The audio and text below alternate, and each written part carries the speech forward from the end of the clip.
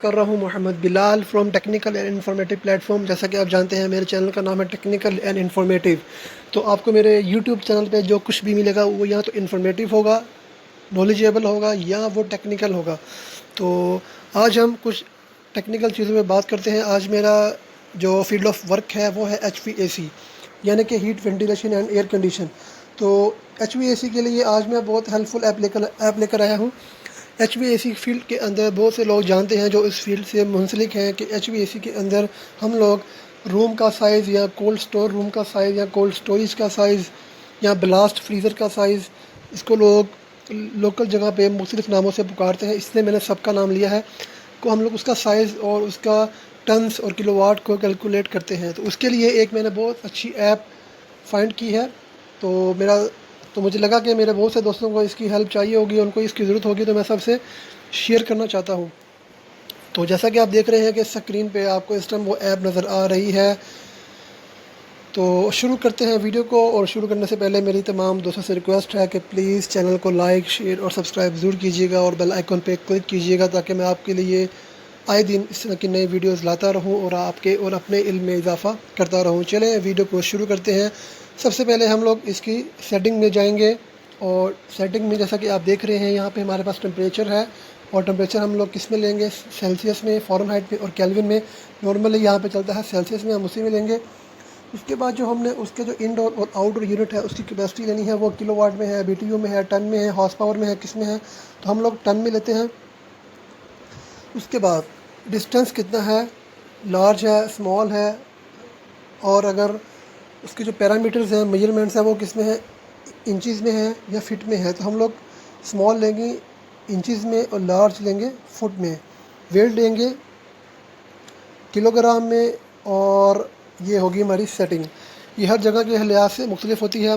USA वगैरह में, European countries में पाउंड चलता है, हम लोग यहाँ पे केजी यूज़ करते हैं, इसलिए मैंने केजी पे क्लिक किया। अब वापस चलते हैं, अब हम लोग इसको कैलकुलेट करेंगे। तो ये हमारा एक प्रोजेक्ट रेफरेंस है, यानी कि कोल्ड स्टोर रूम 1। हम लोग किसी एक कोल्ड स्टोर के लिए अभी बात कर रहे हैं। तो हम लोगों को उसका टेम्परेचर रिक्वायरमेंट कितनी है, -40 डिग्री सेल्सियस, जो कि एक ब्लास्ट रूम होता है। और जो हमारा आउटसाइड एनवायरमेंटल टेम्परेचर है वो तकरीबन हमारा चलता है 35 डिग्री नॉर्मली मई जून में। और जो हमारा वेंटिलेशन लॉस है वो लाइट है, नॉर्मल है, हैवी है। ये डिपेंड करता है कि आपके रूम के अंदर जो वेंटिलेशन लॉस है वो किस तरह का है, मतलब कि कोई एग्जॉस्ट फैन लगा हुआ है, या इसी तरह से वो एयर टाइट नहीं है, या कोई और कोई ऐसी जगह है जहाँ से कूलिंग लॉस हो सकती है। तो वो आपने यहाँ पे इसको शो करना है। सिर्फ 3 कंडीशन है आपके पास, या लाइट, या नॉर्मल, या हैवी। तो हम लोग इस टाइम आइडियल कंडीशन की बात करेंगे, तो इसका मतलब अगर लाइट है, और रनिंग टाइम इंस्टॉलेशन जो है वो 2 आवर्स की है। लोडिंग परसेंटेज रूम 90%, मतलब कि आपने कमरे को के अंदर जो सामान रखना है उसकी कितनी परसेंटेज है कमरे की जगह के हिसाब से। तो ज़्यादातर लोग उसको 100% ही ऑक्यूपाई करते हैं, लेकिन हम लोग 90% पे एग्री होकर आगे चलते हैं।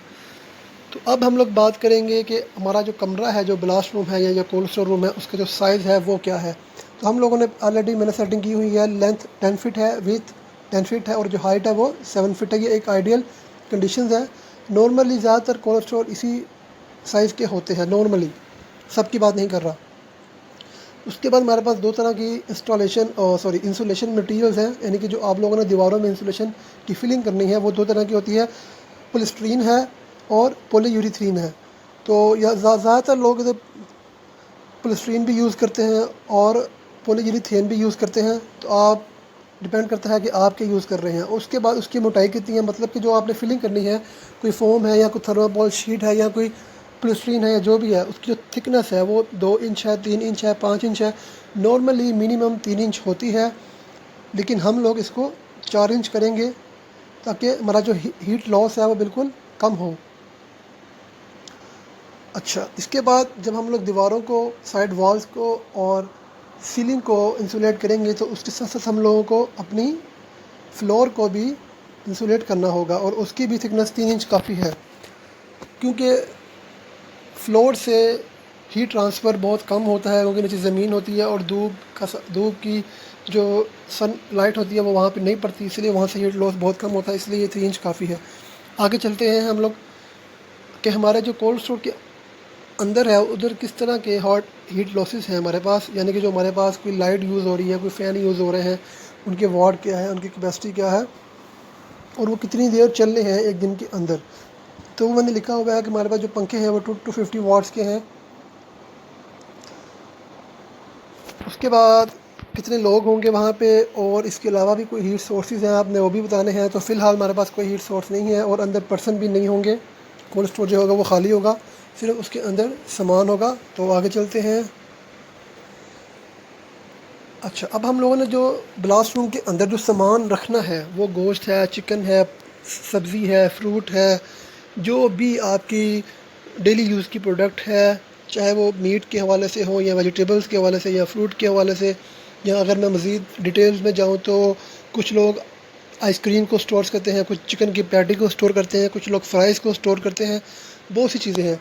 तो वो आपको यहाँ से मिल जाएंगी, आप कुछ भी यहाँ से चूज़ कर सकते हैं। वेजिटेबल्स है, मीट है, फ्रूट्स हैं और डेयरी की चीज़ें हैं, लाइक चीज़ हो गई, दूध हो गया, क्रीम, बटर, बहुत सी चीज़ें हैं जो आपने यूज़ करनी है, आप उसको वहाँ से सिलेक्ट कर सकते हैं। अगर मैं यहाँ पे बात करूँ तो मैं चिकन के बारे में बात करना चाहूँगा या मीट के बारे में। चलो जी, हम लोग बात करेंगे मीट चिकन की।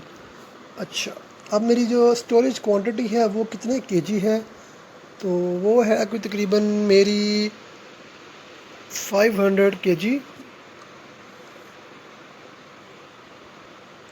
और जिस टेम्परेचर पे मैंने अपने चिकन को स्टोर में रखना है उस टाइम उसका टेम्परेचर कितना होगा, तो आपको पता है कि जैसे ये मुर्गी हलाल होती है तो उसको वो लोग कुछ काफ़ी इसका टेम्परेचर ज़्यादा होता है, गर्म होता है, तकरीबन 40 डिग्री 45 डिग्री के राउंड अबाउट होती है वो।